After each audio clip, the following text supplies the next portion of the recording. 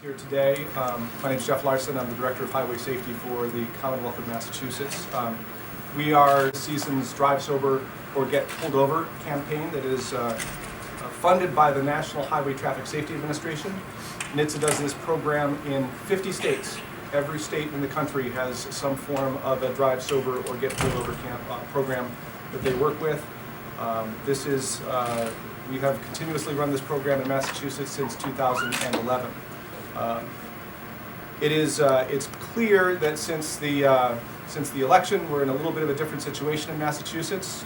So it's important that we recognize that in this initiative. But it's also important to know that we are here during the holiday season. It's a time for friends and family to get together with our loved ones and our coworkers. And the reality is, it's a time of celebration. And when people are celebrating on the roads, we want to make sure that they are aware of the most important ways to be safe, to keep everyone safe, not only themselves, but children and families are on the roads as well. So we want to try to make folks aware that that's the case. One of the other things that I personally want to talk about is a couple of misperceptions that people have specifically about marijuana. One is that there are at least some segment of the population that feels that driving under the influence of marijuana is not dangerous. It is. The other misperception that some of the populace has is that driving under the influence of marijuana is not illegal. It is. So we want to drive those points home. Marijuana is an impairment, as is alcohol. Both of them are illegal to drive with. And the other thing I just want to talk about real quickly is that in putting together this campaign, we really tried to follow the Associated Press style book reference to how the word accident is used. AP came out with a statement earlier this year where if there is negligence, if you are driving drunk or under the influence, that you should not use the word accident. So we in this campaign do not do that. Not all crashes are accidents, and that's the case certainly with drunk and drug driving. So I want to thank everyone, first of all, for supporting this. We will have a number of speakers here, and we'll be starting off with Undersecretary Jen Quealy from the Executive Office of Public Safety and Security.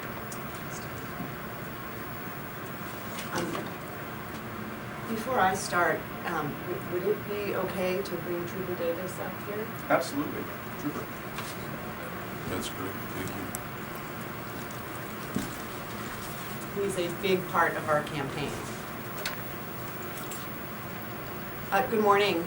As Jeff Larson indicated, my name is Jen Quealy, and I'm the Undersecretary for Law Enforcement at the Executive Office of Public Safety. We are in the midst of a very special time of year, a time of celebration, getting together with family and friends, and for many of us, travel. It is also a time of year when alcohol and other drugs often lead to motor vehicle crashes. The Drive Sober or Get Pulled Over campaign is zero tolerance enforcement mobilization, begins today and will run through January 1st. The mobilization means that extra patrols will be out to enforce the impaired driving laws so that we can reduce the number of people needlessly injured or killed.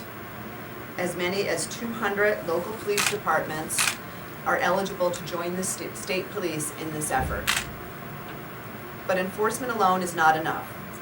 We need to change the way people think about motor vehicle crashes that involve an impaired driver. Today we are launching an educational campaign, both in English and in Spanish, with the tagline, "Drunk, high, the crash is on you."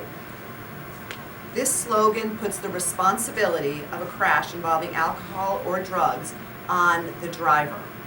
It also makes the point that these types of crashes are not accidents, as Jeff indicated. The campaign includes a TV ad featuring Trooper Franklin Davis of the Massachusetts State Police, who sees firsthand how dangerous our roads can be when a driver chooses to drive drunk or high. Let's take a look at the video. My name is Trooper Franklin Davis. On one particular night, I noticed a car unable to stay in this lane. Young male driver, he went to a party, he shared a blunt, and he thought he was okay to drive, and he wasn't. He could barely drive straight. He did go to jail for it, but ultimately, no one died that night. So that was a good day for both of us. The best thing that can happen to you is for you to get arrested. The worst thing that can happen is you can kill yourself or kill someone else. So what can you do? Plan for a sober ride home before celebrating this holiday season. Use a ride-sharing service, a taxi service, or the MBTA, or a designated driver if you will be consuming alcohol or drugs when you are traveling. Stay in control by wearing your seatbelt on every trip, no matter how short. Seatbelts keep drivers behind the wheel in a crash. Stay off your devices when driving, and slow down and obey all posted speed limits. As many of you know, my career before I was in the Executive Office of Public Safety was as an assistant district attorney in both Worcester and Middlesex counties. As an assistant district attorney, I prosecuted hundreds of OUI cases, many of which involved serious injuries or death. But what stands out in my mind when I think of drugged driving is the early morning phone call that I received on October 9th, 2 months ago today, from my 17-year-old daughter, Katie, who was hysterical. Katie attends a ski academy in Vermont, and she called to let me know that her friend was one of the 5 teens that was killed in a horrific car crash the night before. I can tell you that Mary Harris was an amazing girl with a beautiful spirit, and like the other 4 teens, she had a whole life ahead of her. As a mother of 4 children myself, I often think about Liz Harris, her mother, and how she kissed her daughter for the very last time, never expecting that Mary wouldn't come home. We subsequently learned that the man who caused the crash was found to have significant traces of marijuana in his system at the time.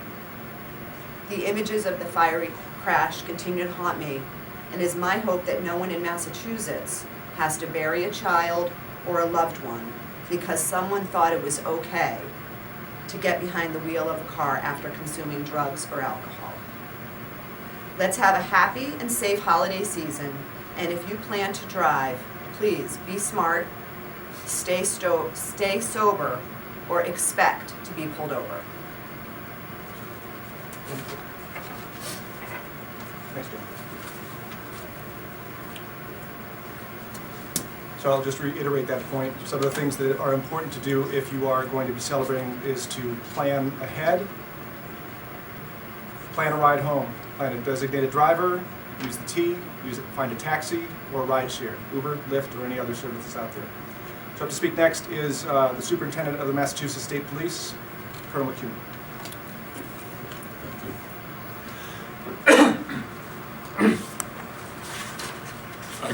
Good morning here, and welcome to Framingham State Police General Headquarters here in Framingham.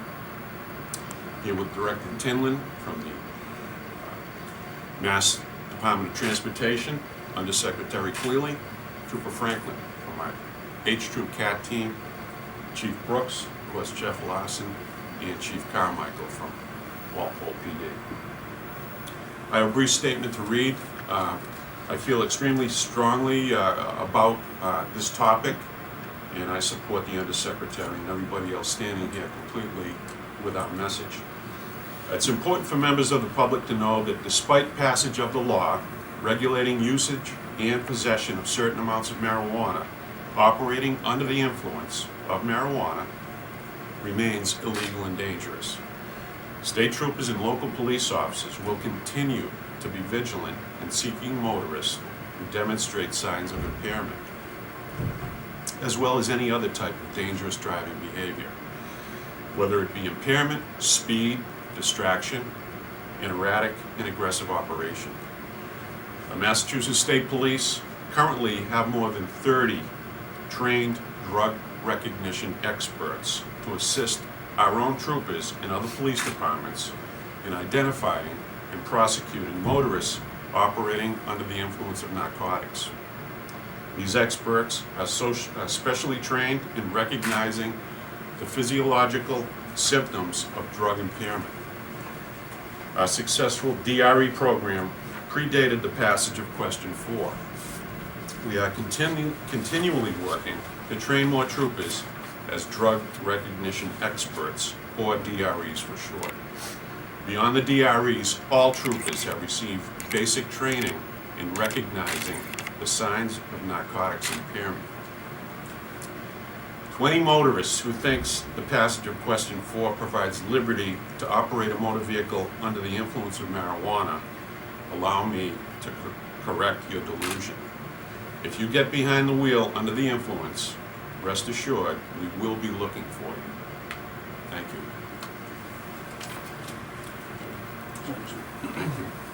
Thanks, Colonel. I think that's an important point. The drug recognition experts in Massachusetts are a key player in making sure that our roads are safe. Most of the DREs in the state operate with local police, and representing local police here is the Chief of Norwood, Chief Brooks.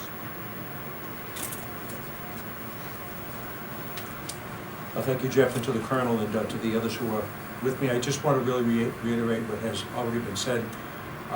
Colonel McEwen has assured you that troopers will be on the roads looking for people who are impaired, like our partners at the state police. Police chiefs throughout the state will have local police officers on the secondary roads and the back roads of the Commonwealth. We have the same mission. We share the mission with the state police to intercept impaired drivers that are on the road. And again, to reiterate what has been said, we really encourage people to enjoy these holidays. It's a wonderful season. But if you're going to drink, then don't be the driver. If you're going to drive, then don't drink. Before you get into the car with someone who has been using or drinking, plan another way to get yourself home. If you're trying to figure out whether your driver has had too much to drink, he probably has. And either use one of the ride-sharing services or call a taxi.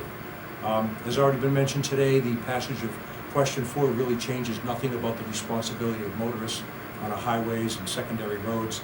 Operating vehicles under the influence of any drug is unlawful.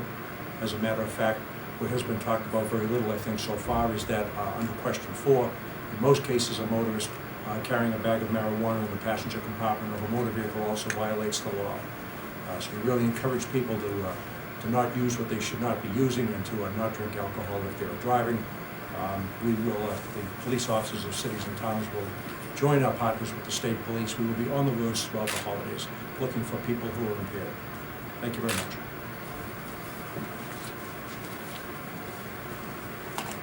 So these partnerships are important to this effort.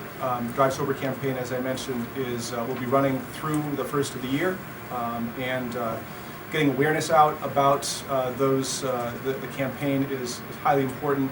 I want to introduce real quickly Administrator Tinlin from the Mass DOT, but I also want to thank some folks who have been very important in supporting this cause. Chief Carmichael has shown up in support, and it's also very important to state that Secretary Bennett from the Executive Office of Public Safety and Security has been very supportive of highway safety initiatives throughout. The governor has also been very focused not only on keeping our roads safe with regard to the marijuana law that was recently passed, but in terms of highway safety in general. And I also want to just point out Angela Davis, who is the Executive Director of the Office of Grants and Research, who has been very supportive to the highway safety initiatives as well. That being said, and talking about partnerships with the DOT, Administrator Tinlin is here to speak about it. The DOT has been a partner not only to us, but to local and state police as well, in terms of making sure that our roads are safe. And so, Secretary, Administrator Tinlin, thanks. Your new position. Secretary Pollock, a lot of that.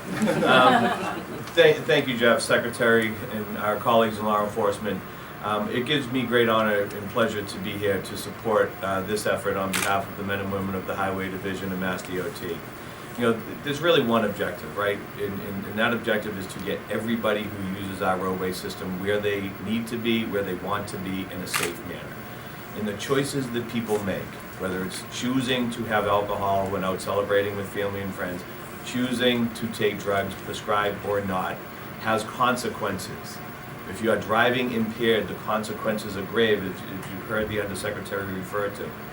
And we salute all of our first responders who show up at these horrific scenes and try to put the pieces back together, and then go inform the family and friends of those left behind of the tragedies because some folks have made a poor decision. So our efforts on the Highway Division to support this great effort includes our PSA announcements on our variable message boards, of which there are 80 across the state dedicated to just PSAs. We have another 300 boards at our disposal to remind drivers of this program and others in our hopes to keep them safe. And some of the things that we tend to do in the holiday season, which is offering coffee, free coffee at our service areas. So if people are feeling drowsy or feeling like they need a break, an opportunity to pull over in a safe environment, have a cup of coffee and get some rest and continue on their journey so that they can go on and see their family and friends. So this is really powerful, and we can throw as many PSAs at it as we can, and as we should, but it really comes down to personal behavior and the decisions that people make. So we ask everybody, as you're out visiting your family and your friends, please be cognizant of what you do, how you do it, and the ramifications of it. So we wish everybody a happy and healthy holiday season. Thank you for including us in this very important program. Thank you. Thank you, Administrator. So that's our presentation. If you have any questions, we're open. I do have a question, but I can wait for my friend at Neckin to be set up. Would that be okay? That's absolutely fine. Thank you very much. You're welcome, darling. How you doing? Good. So we're open for any questions from you folks at Neckin or anywhere. Go ahead. If you have questions. We can. You all set? That's all right, yeah, thank you. I have a couple. So, I don't like to keep police officers waiting. Nobody- Tinlin can wait. Tends to. You spoke a lot about choice, the choice to drive intoxicated, the choice to drive drugged. I know those are the same things. There's also a choice to make arrangements before you go out, and I wonder if you could hit that a little harder for me, because I think that once you go out and start partying, Right. you start forgetting about, hey, let's get home safely, and hey, let's get home and still have fun. Yeah, that's our messaging for the last year has really been to try to get people to think about what they're doing on their before they go out. So they make the decision before they take that first sip about how they're going to get home, and that's important that we try to make people to think about that, because you're right.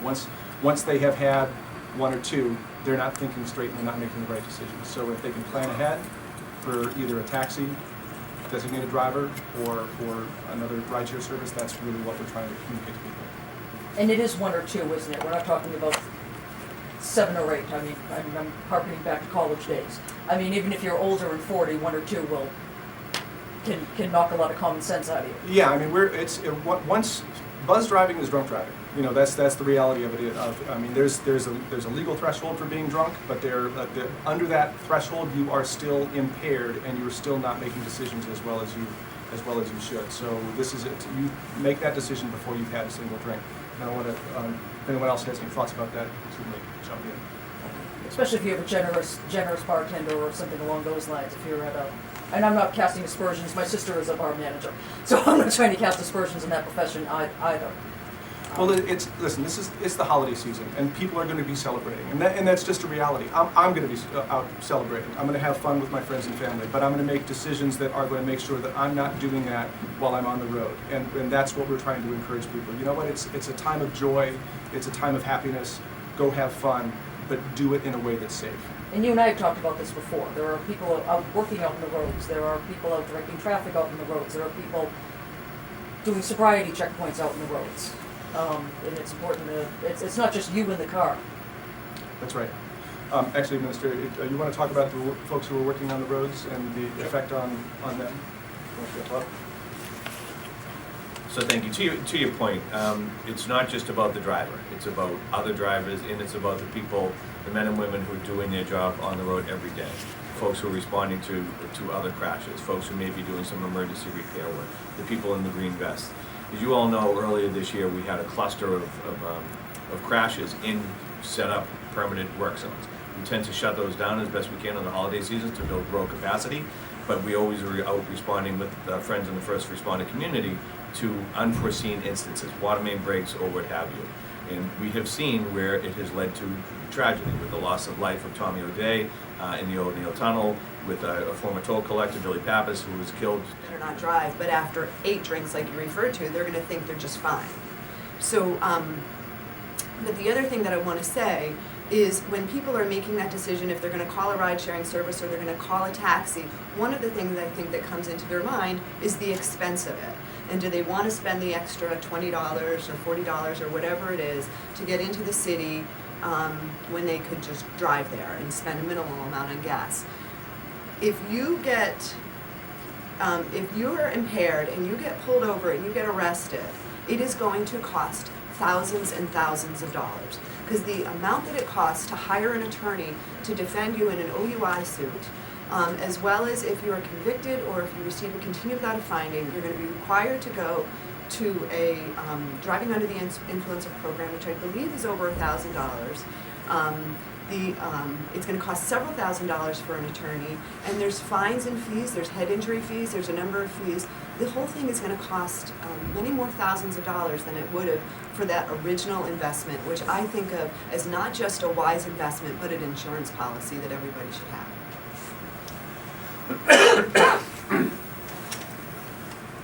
Any other questions? Yes. Yes, bring it. I have a question for the colonel or whomever he may designate. Regarding the implementation of question 4, have you received much guidance from the state, sir? And what kind of guidance are you giving to your troopers? Well, we've had many discussions.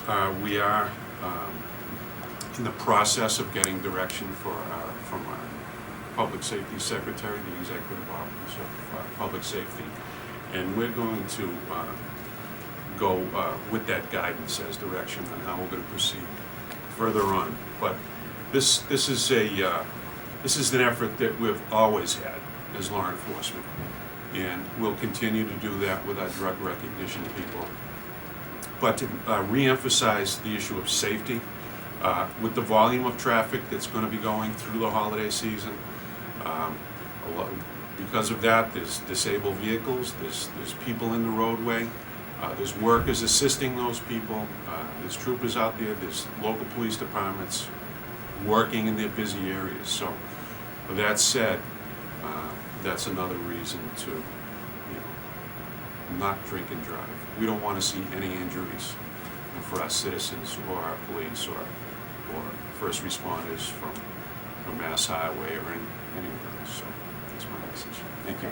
But as the law goes into effect, I mean, what are you telling your officers? Well, like I said, we're going to continue to look at behavior and recognize erratic operation or any kind of operation that is inconsistent with what the law dictates. So, and we're pretty good at recognizing that. It's certainly going to be an interesting time for you. Yes, it is. But as always, I think we'll step up and we'll find the right solution. Sir, thank you very much. Thank you. Anything else? Okay, we're available for individual interviews if you want to talk to us individually. Thank you very much. Thank you.